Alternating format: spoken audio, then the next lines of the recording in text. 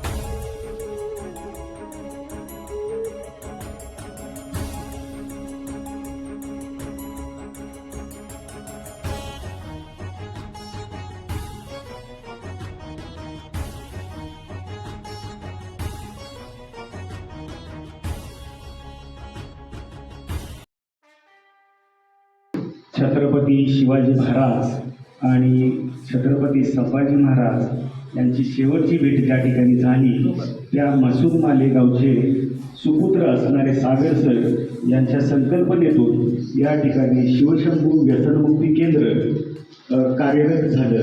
त्या संदर्भात मी काही आपल्याला माहिती देणार आहे, ती तुम्ही ऐकून घ्यावी ही माझी विनंती आहे। भारत हा तरुणांचा देश आहे। आपल्या माहितीप्रमाणे डॉक्टर APJ कलाम हे राष्ट्रपती असताना त्यांनी एक भाकीत केलं होतं की 20 ते 20 सालानंतर भारत एक महासत्ता म्हणून उदय असेल।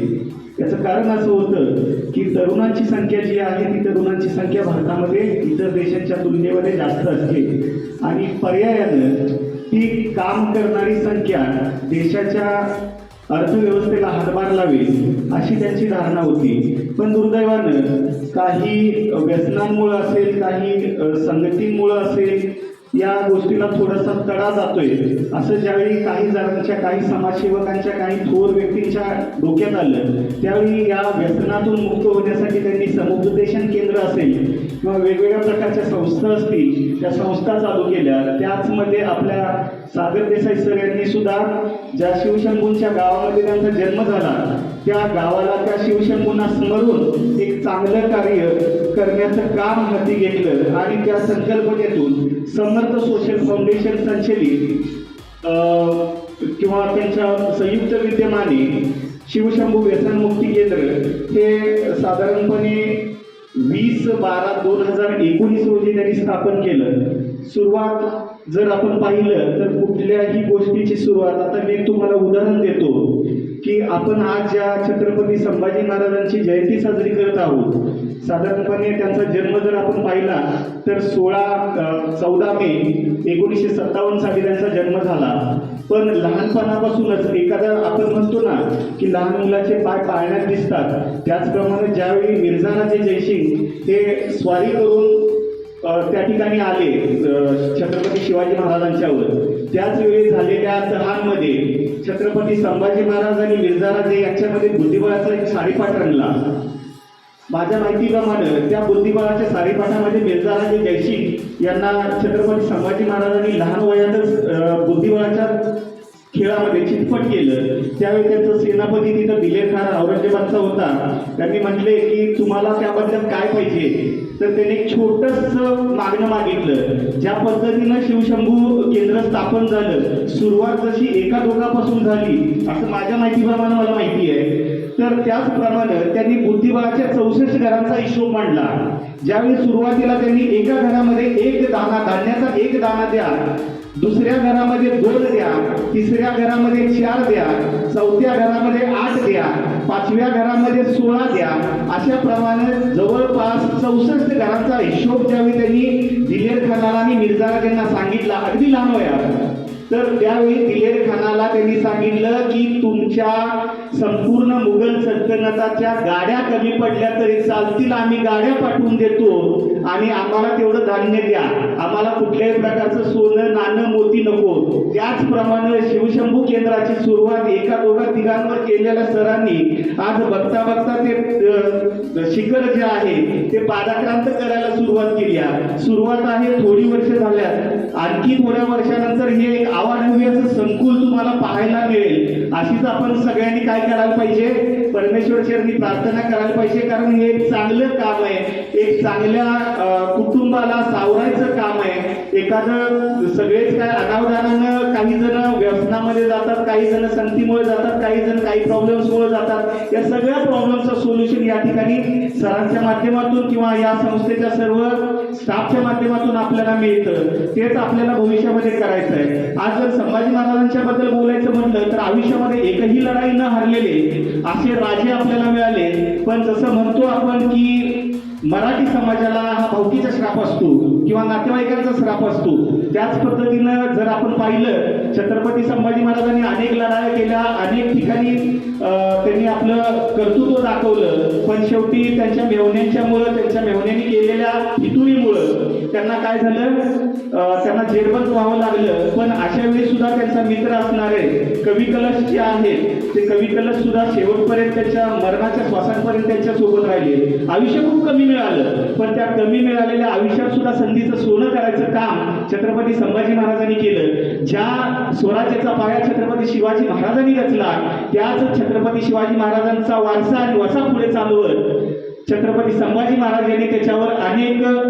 कर्तृत्वाची शिखरं पार केली. पण दुर्दैवानं कमी वयामध्ये त्यांचं देहवासन झालं. त्यामुळं कदाचित आपण या चांगल्या राजांना किंवा वेगवेगळ्या आपण महाराष्ट्र किंवा मराठी लोक जे आहोत, आज जगभर जर बघितलं तर शिवाजी महाराजांची युद्धनीती वापरली जाते.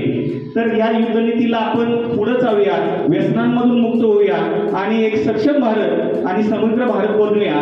एवढेच मी बोलून माझं वास्तविक संपवतो. जय हिंद, जय महाराष्ट्र. नमस्कार, कसं आहे सगळे? आज आपण संभाजी महाराजांची जयंती म्हणत 1657 14 मे ही त्यांची जन्मतारीख. ह्या तारखेला आपले भारत माताला सगळ्यात बहादूर योद्धा भेटला, जे नुसतं आपल्याला असं गोष्टी बोलायला ऐकायला नाही पाहिजे, त्यांची गोष्टी आपल्या जीवनात आपल्याला उपयोग आणि त्या रस्त्यावर आपल्याला चालायला पाहिजे. ते नुसतं नाही, नुसतं ते लढाकू नसते, नुसतं ते एक वॉरियर होते, ते एक नॉलेजेबल पण होते. त्यांना त्यांच्या वयात 21 भाषा येत होती, 21 भाषा येत होते. ते सगळ्यांचं गुणधन कुणाकडून आलं? आपले शिवाजी महाराज. ह्या दोघं महाराजांमुळं आपण आज इथं कसं आहे, स्वतंत्र आहे. आणि आज आपण कुठं आहे? आज आपण स्वराज्यात आहे. कुठं आहे? कुठं आहे? हे आपण काय चालू केलंय? एक मॉडर्न जमान्याचा सहज चालू केलाय आपण. का? आज लोकांना स्वतंत्रता आहे, पण व्यसनापासून लोक दूर आहे का? इथं काय व्यसनापासून लांब आहे, व्यसनपासून मुक्त आहे. तर ही काय एक आपली छोटीशी कदम आहे आपलं. कशामुळं? स्वराज वापस उभा करायसाठी. आपण कुठे आहे आता? तर तसंच मी माझे 2 शब्द थांबवतो. छत्रपती संभाजी महाराज की आज 14 मे छत्रपती संभाजी महाराजांची जयंती. आता साहेब बोलले त्या पद्धतीनं जयंतीचं औचित्य साधून आता गेली 5 महिने झालं हे काम चालू होतं की जगात काय ते गुगलवर जरी शोधलं तरी सापडणार नाही अशी गोष्ट. म्हणजे आता आपण ते आपल्याकडचं जे मूर्ती आहे ते आपण बनवलेली आहे, कारण हे पाहता एकत्र मूर्ती अशी कुठंच नाही, कुठंच सापडणार नाही. ते आता तुम्ही पाहताय, हे पाहिल्यानंतर प्रत्येकाच्या समोर दोघांचा इतिहास डोळ्यासमोर राहतो. ते काही सांगायची गरज पडत नाही लोक. म्हणजे असं मला एकच सांगायचं आहे की ते दोघेही राजे असे होते की ते पूर्णपणे निर्व्यसनी होते. त्यांनी निर्व्यसनी राहून ते कार्य केलेलं आहे. जर त्यांना व्यसन असतं तर आज हे शक्य झालं असतं का?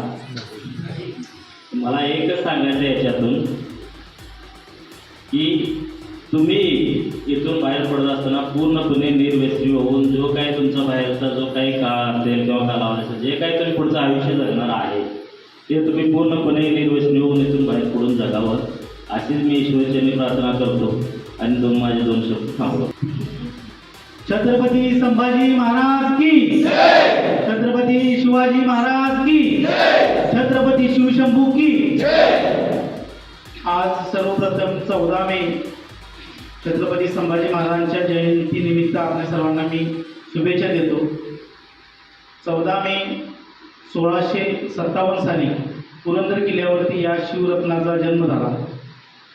शिवाजी महाराजांचे ते पहिले पुत्र संभाजी महाराज नाव ठेवण्यात आलं कारण का शिवाजी महाराजांचा बंधू थोरले बंधू यांचं नाव काय होतं? संभाजी महाराज. तर त्या संभाजी महाराजांना अफजल खानानं धोक्यानं मारलं गेलं. त्याचा वचपा शिवाजी महाराजांनी काढला आणि आपल्या पुत्राचं नाव देखील आपल्या भावाचे आठवण राहावे म्हणून संभाजी महाराज असं ठेवलं. तर संभाजी महाराजांना अवघ्या 2 वर्षात आई गेली संभाजी महाराज. त्यामुळे आईचं प्रेमही मिळालं नाही. सावत्र आई पुतळा राणीसाहेब आणि आपल्या राजमाता जिजाऊसाहेब यांच्या मार्गदर्शनाखाली आपले स्वराज्याचे दुसरे छत्रपती हे घडले. जिजामाता साहेबांनी शिवाजी महाराजांना घडवलं त्याचबरोबर संभाजी महाराजांना देखील घडवलं आणि लहानपणापासून त्यांना बाळकडू हे राजकारणात दिलंच होतं, चालूच होतं. अशा पद्धतीनं 2 वर्षाचे असताना त्यांची आई वडली पोरक्या मुलानं इतर आईंच्या सहवासात राहून जसं मोठं व्हायला चालू केलं तसं अवघ्या 8.5 वर्षाचं संभाजी महाराज असताना मोगलांचं आक्रमण आलं. त्याच्यामध्ये मिर्झा राजा जयसिंग जे आले होते 5 लाखाची फौज घेऊन आले होते. 5 लाखाची फौज घेऊन आले होते. त्यावेळेला मिर्झा राजा जयसिंगांनी शिवाजी महाराजांच्या पुढे एक आट ठेवली होती. जशी मगाशी गायकवाड सरांनी सांगितलं की संभाजी महाराजांना ओलीत ठेवायचं आणि ओलीत ठेवल्यानंतर जे काही किल्ले आहेत ते शिवाजी महाराजांनी किल्ले मोगलांना दिले होते. ते किल्ले जोपर्यंत मोगलांच्या ताब्यात मिळत नाही तोपर्यंत संभाजी महाराज त्यांच्याकडे ओलीस राहणार अशी अट होती. आणि त्या पद्धतीने संभाजी महाराज जवळपास बरेच दिवस मोगलांच्या मध्ये राहिले आणि तिथंच त्यांना ते राजकारणाचं जे मोगलांची युद्धनीती आहे किंवा कूटनीती आहे ती समजायला वेळ मिळाला. आणि तशा पद्धतीनं अवघ्या वयाचे 8-8.5 वर्षाचे असताना त्यांनी शत्रूशी सामना केला आणि त्या पद्धतीने त्यांनी हे राजकारणाची सुरुवात केली. 7 वर्षाचे असताना त्यांनी ग्रंथ लिहिला. म्हणजे जगातला आपण जसं सर्वात शास्त्रामध्ये पारंगत असणारा हा आपला राजा, पंडित असणारा आपला राजा, जगाच्या पाठीवरती असा योद्धा झाला नाही, तिथून पुढे होणे नाही. गिनीज बुकामध्ये नोंद घेतली. जवळपास 240 लढाया महाराजांनी लढल्या. शिवाजी महाराजांनी आपलं स्वतःचं स्वराज्य उभं केलं. ते स्वराज्य उभा करण्यासाठी शिवाजी महाराजांच्यापाशी थोडीशी युद्धनीती वेगळी होती. पण ज्या वेळेला स्वराज्य उभं राहिलं त्यावेळेला चारी बाजूनं स्वराज्यावरती आक्रमण होत होतं. एका बाजूनं मोगल, त्याचबरोबर पोर्तुगीज, इंग्रज, डच अशा पद्धतीनं 4 बाजूनं स्वराज्यावरती आक्रमण होत होतं. स्वराज्य राखण्याची जबाबदारी, स्वराज्य वाढवण्याची जबाबदारी ही सगळी संभाजी महाराजांवरती होती आणि ती चांगल्या पद्धतीने तिने पार पाडली. औरंगजेबाने ज्यावेळेला स्वराज्यामध्ये आक्रमण केलं त्यावेळेला संभाजी महाराजांनी कर्नाटक, तामिळनाडू, आंध्र प्रदेश, कोलकाता इथपर्यंत आपला भगवा झेंडा फडकवलाच. त्याचबरोबर स्वराज्यामध्ये जे आलेलं संकट आहे त्याला देखील तोंड दिलं. म्हणजे अशा पद्धतीनं संभाजी महाराजांच्यावरती फार मोठं चॅलेंजिंग होतं की एवढं मोठ्या सैन्याला मूठभर मावळ्यांनी ओपन चॅलेंज केलं. म्हणजे मोठ्या लढाई त्यांना लढाव्या लागल्या. तर औरंगजेब ज्या वेळेला महाराष्ट्रावरती चालून आला त्यावेळेला औरंगजेबाची इच्छा होती की आपल्या सैन्याचं मनोधैर्य खाचवलेलं आहे. एक किल्ला कुठला तरी जिंकून घेतला तर आपल्या सैन्याचं मनोधैर्य वाढेल. ह्या उद्देशानं औरंगजेबानं रामशेष नावाचा किल्ला, जिथं 350 आपले मराठी मावळे होते, त्या किल्ल्यावरती आक्रमण करायला सांगितलं. पण जो कोण तो खान गेला होता, तो खान अवघ्या एका तासामध्ये बादशाला सांगून गेला होता की तो किल्ला मी घेतो. तर अवघे 4.5 वर्ष लागली तो झुंजवत ठेवला रामशेष किल्ला. म्हणजे अशा पद्धतीनं हे संभाजी महाराजांची युद्ध नीती बघून प्रत्येक मावळामध्ये अंगामध्ये जोश असायचा, किंवा संभाजी महाराजांच्या हाताखाली काम करायला बऱ्याच लोकांना, बरेच मावळ्याला लढाई करायला आवडायचं.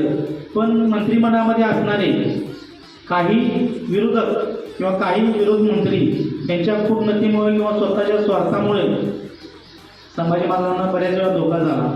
संभाजी महाराज ज्या वेळेला मोगलांच्याकडे गेले त्यावेळेस सुद्धा शिवाजी महाराजांची ती युद्धनीती होती की आदिलशाही आणि मोगलशाही जर एकत्र झाली तर स्वराज्यावरती फार मोठी चाल होणार होती. म्हणून संभाजी महाराजांना मोगलामध्ये पाठवून आदिलशाहीला संभाजी महाराजांनी तिथं थांबवलं होतं. म्हणजे आदिलशाहीने मोगलशाही मिळवण्याचं तिथं संभाजी महाराजांनी पहिली तिथं लढाई जिंकली होती. म्हणजे अशा पद्धतीनं संभाजी महाराज ज्या वेळेला मोगलांच्याकडून आले त्यावेळेला पन्हाळगडावरती आले.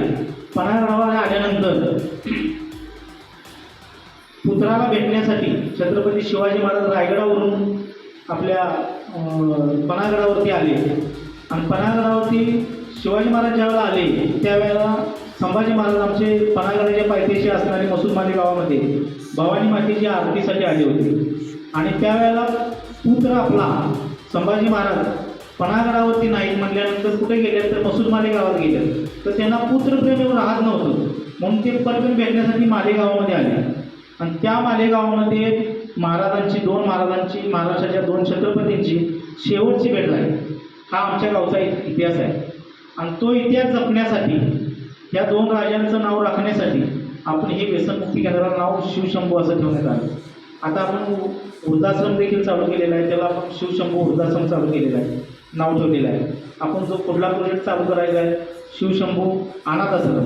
म्हणजे जगाच्या पाठीवरती ह्या 2 राजांसारखं पवित्र नाव असू शकत नाही. कारण का स्वतः राजांनी निर्व्यसनी राहून परस्त्रीला माते समान मानून हे चांगलं काम केलं. आज संभाजी महाराजांच्या बाबतीमध्ये इतिहास आपल्यासमोर मांडला. मगाशी सर म्हणले की पाठ्यपुस्तकामध्ये पाहिजे, पण 240 लढाई जिंकणारा राजा गिनीज बुकामध्ये नोंद आहे. त्या राजाला वेळ मिळालाच का दारू आणि बाई करण्यासाठी? हे साधी सोपी गोष्ट आहे. एवढा राजाचं कर्तृत्व असताना त्या इतर विरोधकांनी किंवा काही लोकांनी स्वतःच्या स्वार्थासाठी राजाचं नाव बदनाम केलं. आतापर्यंत 3.5 वर्ष राजाला या बदनामच केलं झालं. पण काही मालिकावीर जे अमोल कोल्हे त्यांच्या माध्यमातून थोडाफार इतिहास आपल्याला समजून आला. छावा पिक्चर आता आला. छावा पिक्चर आल्यानंतर जे संभाजी महाराजांचं नेमकं काय चरित्र होतं, संभाजी महाराज कशा पद्धतीनं वागले, संभाजी महाराजांनी कशी युद्ध केली, संभाजी महाराजांचं धैर्य काय होतं, त्यांचं वीर्य काय होतं, कशा पद्धतीनं ते वीरता त्यांच्यामध्ये होती, हे आपल्याला त्या पिक्चरच्या माध्यमातून जावं. धर्मवीर योद्धा कसा असतो किंवा शिवाजी महाराजांनी जे स्वराज्य आपलं स्थापन केलेलं आहे ते रक्षण करण्यासाठी आपल्या प्राणाची आहुती दिली. जे ह्या गोष्टी आपण संभाजी महाराजांकडून शिकल्या पाहिजेत. आणि फक्त शिवाजी महाराज की जय आणि संभाजी महाराज की जय न म्हणता त्यांचं गुण आपण अवलोकन केलं पाहिजे. आपला हा राजा, दोन्ही राजे निर्व्यसनी होते, त्यामुळे आपलं पहिलं कर्तव्य आहे आपण स्वतः निर्व्यसनी राहायला पाहिजे. तर तुम्हाला माझी कळकळीची विनंती आहे की नुसतं जय म्हणण्यापेक्षा त्यांचं गुण थोडंसं जर अंमलात आणण्याचा प्रयत्न केला, त्यांचा सुईच्या टोकाचा 100वा भाग जर आपण स्वतःला आत्मचिंतित केला किंवा आपण त्यात परिवर्तन केलं तर फार मोठा आपण स्वतःमध्ये बदल घडवू शकतो. शिवाजी महाराजांच्यावरती जर 57 देशामध्ये PhD चालू आहे तर तसाच संभाजी महाराजांच्यावर सुद्धा इथून पुढे सुरुवात होणार. त्यासाठी आपली जबाबदारी आहे की आपल्या राजाला समाजापुढं जगापुढं आणण्याचं काम हे आपलं आहे. ज्या ज्या लोकांना शक्य आहे अशा लोकांनी सुद्धा आपल्या राजाला समाजापुढं आणणं गरजेचं आहे. राजाचं कर्तृत्व समाजापुढं मांडणं गरजेचं आहे. परत एकदा मी आपल्या सर्वांना छत्रपती संभाजी महाराजांच्या जयंतीनिमित्त शुभेच्छा देतो आणि मी इथं थांबतो. जय हिंद, जय महाराष्ट्र.